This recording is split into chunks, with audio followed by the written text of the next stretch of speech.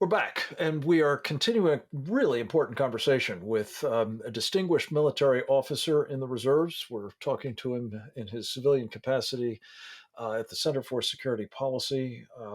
Tommy Waller is his name. We're discussing the insights that we should have today, if not long before now, but certainly in light of what's been going on in Ukraine and the Russian practice of using energy as a weapon to uh, realize that we've got to get about the business of protecting our electric grid.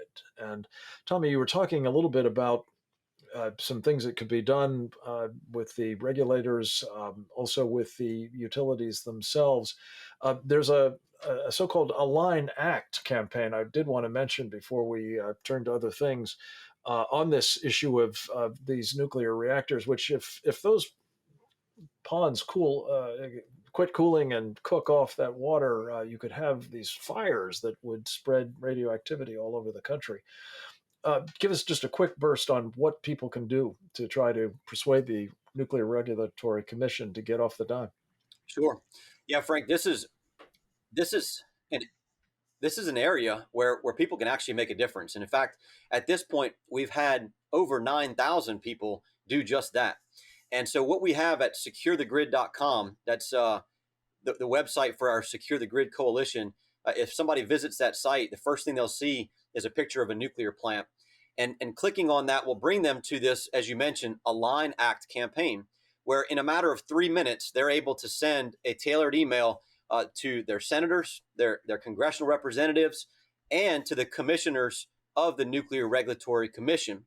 And that letter essentially says, hey, you need to act on this petition for rulemaking. You need to secure that backup power for that spent nuclear fuel. And so I'm happy to say, Frank, over in the last 2 weeks, like I said, we've had over 9,000 actions take place, and we can keep adding to it. Good. We need many, many more, needless to say. Tommy, there's a new report by yourself and our colleague Kyle Scheidler just out about another thing that we ought to be doing, especially in light of what is being discussed by, among others, our colleague Steve Blank, namely the distinct possibility that a nuclear war might be in the offing if we're not careful here.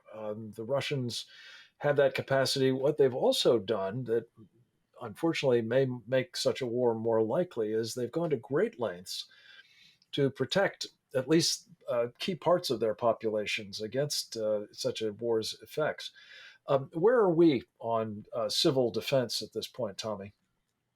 Frank, I'm sorry to say that civil defense has essentially evaporated over the past few decades. It's been completely replaced by the current FEMA mindset, which is that people need to only be prepared for 72 hours.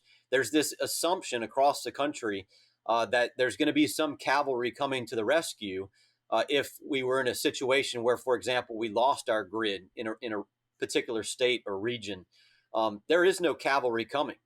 I can assure you that. And unfortunately, what that means is that individuals, families, and communities, their own safety and survival is going to be up to them. And so the level at which they are prepared for an impending crisis is going to make all the difference in the world with respect to just how well they make it. Right? You mentioned Ukraine, Frank. We see right now where there are teenagers with 3 days of training being pressed into a war, right? And that war could expand, and that Russia, as we talked about, could hurt us here via cyber or nuclear. They could bring that fight home to our country in an immediate fashion, and unfortunately, we're not at all prepared.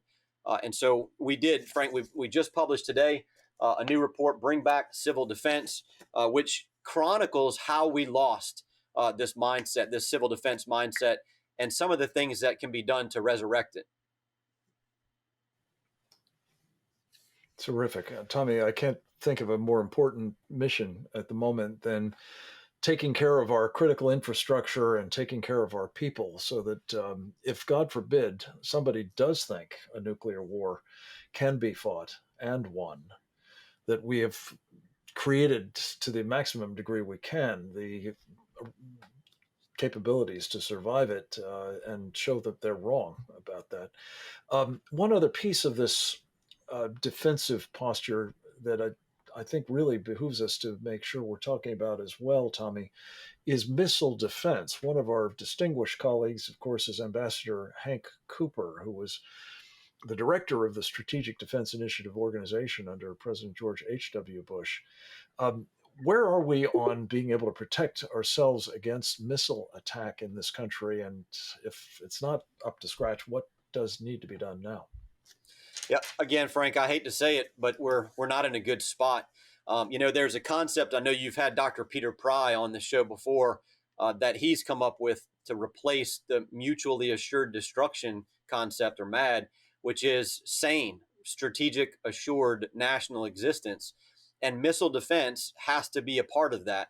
You and I both know that the quickest and easiest way for Russia or any other adversary to take down our electric grid, the most catastrophic way, is through a nuclear electromagnetic pulse attack. And of course, that would most likely take place with a ballistic missile. In fact, that's exactly what the Russians warned us against during the Kosovo crisis. You may remember when our congressional delegation went there and met with Russian leaders who were upset with the United States at that time.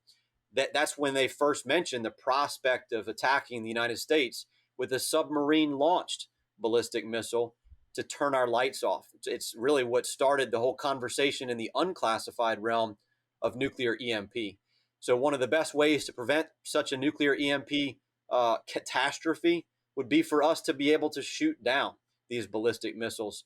And the best, cheapest, and most effective way would be to do it from space. And so I am privileged to be part of this network of people, yourself preeminent among them, Ambassador Cooper as well, who's called for space-based ballistic missile defense. Tommy, you're really at the vanguard of this effort, and we so appreciate your time. And I hope you'll come back to us with updates on all of this really vitally important work. Keep it up, my friend. I hope the rest of you will do the same. Again, Monday, same time, same station. Securing America. We appreciate your visits and hope that you are finding in each of these conversations what you can do to help securing America. And if you are interested in more, please check out a wonderful resource, both the Center for Security Policy sites and securingamerica.tv, and then go forth and multiply.